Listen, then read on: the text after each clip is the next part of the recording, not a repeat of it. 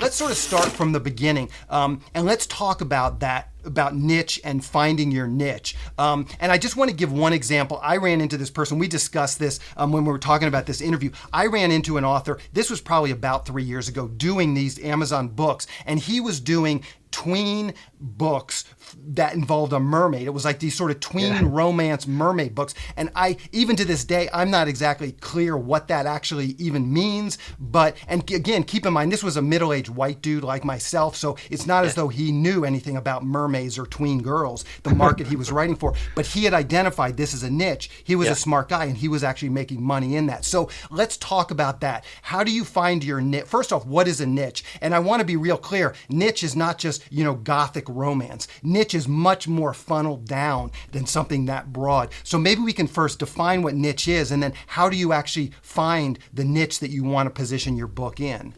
Yeah, and using that as an example, I can tie into that real quick. But talking about the idea of niche, there are some authors that I know, one who I've worked with, who I think it was their first book, came out the door just boom, like $10,000 to $15,000 that first month, and he published another book, and then that month it made like 30, and then the next month he published another one, and then he started getting into like one a week, and he was making like 100,000 a month before too long.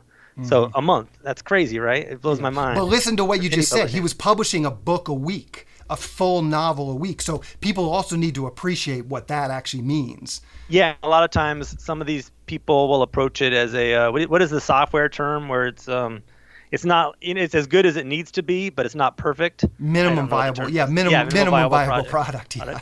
MVP. So that's kind of some of the models some people go for. It's dangerous because you could, cut yourself off from the market real fast if people decide they hate you because you're not editing your books enough or not doing something enough. But to find your niche. So you're talking about the mermaid thing and tweens, right? The other day, I've been writing a lot of middle grade books lately just for the fun of it. They don't sell at all, which is depressing, but it's just something my heart has to do, But when I was looking through there's a thing called Publisher Rocket. It used to be KDP Rocket, but KDP is an Amazon specific term, and so they changed to Publisher Rocket lately because it's broader. And that is a tool, I think it's like $100, that lets you go in there and analyze the different markets and see like how many searches on Amazon a keyword is getting a day, such as mermaids for tweens. And it'll show you, that's getting 20,000 searches a day on Amazon and 30,000 on Google or something. And it'll also show you can click on competitors. You can click on, you can see how much money on average people in that market are making, like books that are labeled with that keyword. And you can also go to a category part in that thing, and it'll pull up different categories and like how easy it is to rank in those categories. So if you want to get that orange bestseller tag on your book, because that'll give you social proof, and people will be like, "Oh, wow, a bestseller."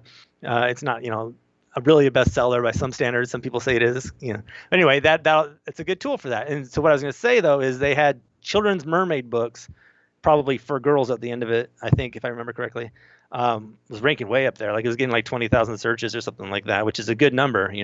A lot of categories when I search for them, like space marines and space opera and military science fiction, well, if it's really broad, like a certain kind of romance, paranormal romance will have like 100,000 searches a month, but most of these terms are getting like 1,000 if you're lucky. So whenever you come across one that has like 20,000 searches a month, then you're like, yes, okay, this is a good one. That's and that. So, I haven't started there, writing it seems to me, but it seems to me there's going to be a sweet spot. You don't want too many searches or it's too broad. You're going to have too much competition, and you don't want too many or too few searches, and you're not going to get enough searches to make it worth your while. And you're saying, it sounds to me like you're saying that 20,000 is around that sweet spot. Not too many, not too few. Yeah, I like it. You're probably right. Now, you might be one of these lucky people who somehow gets in on that niche before everybody else knows about it.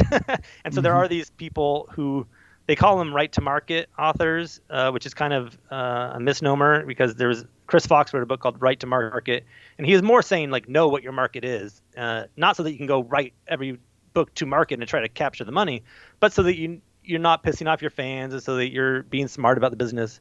Anyway, they call them right-to-market authors who do like what you're talking about, where they try to jump on these trends at the early stage and just like ride them until they stop making money. Then they jump off onto another trend and ride them until they're not making as much money anymore.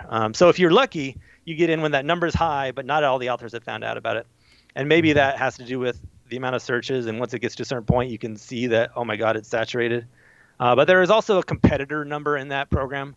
I didn't mean to just ramble about this program so much, but I like. No. This is very helpful. And I wanted to ask you, what exactly is this called? You said KDP or something. Tell me the name of that. Publisher Rocket. Publisher Rocket, and this is publisherrocket.com. Yeah, it's made by the guy who made Kindlepreneur, which is another thing, like entrepreneur, but Kindlepreneur. Dave Chesson, nice guy. So he's really approachable too. Like if you ever email him about the software and just have questions, he's super approachable and all that. So I've used that one a lot. But basically, what it does is it takes the data from Amazon and just gives it to you in a nicer way. So like anybody could go look on these charts, on Amazon and be able to see what's ranking well. And if you look at a list, like the top Space Marine books, and there's like 20 that show up on that page, if you look on there and the top selling one has a horrible cover and you open it up and the writing's bad, you're going to be like, oh, this is probably a market that I could do well in because this book is horrible. Mm-hmm. And if it's true for like the top 3, then you realize that just like it's one of those markets that the good authors probably haven't really discovered yet. So you could hop in there with a nice cover and nice writing and nice editing and in theory dominate. I know some guys who have like focused on doing that. It's kind of that right to market idea. Yeah, tangent. I don't want to promote the right to market idea, people. So yeah. So, and one of the things that I can sense in all of this, and I go through this as well, is this part of your personality wants to make money and do something that's commercially viable. But then we also have this artistic side. You just said I wanted to do these middle school books, these middle stories, and so you're going and doing them, and it's always sort of a balancing act. And it feels like the right to market people are maybe pushing it a little bit ahead of more about capturing the money as opposed to some passion. Because there does ultimately have to be, I want to be clear, like these are not always passion books, but there does have to be some passion and interest in it. And I think people will see that when they look at your books. You keep talking about Space Marines and sci-fi. I think that's an interest for you. So you're kind of leaning into an interest, but also trying to find a niche that will actually sell. Yeah, and as a good example, like I was thinking the other day, I was like, well, I was in the Marines. I like thrillers as movies. I like watching thriller movies. I don't read a lot of thriller books though.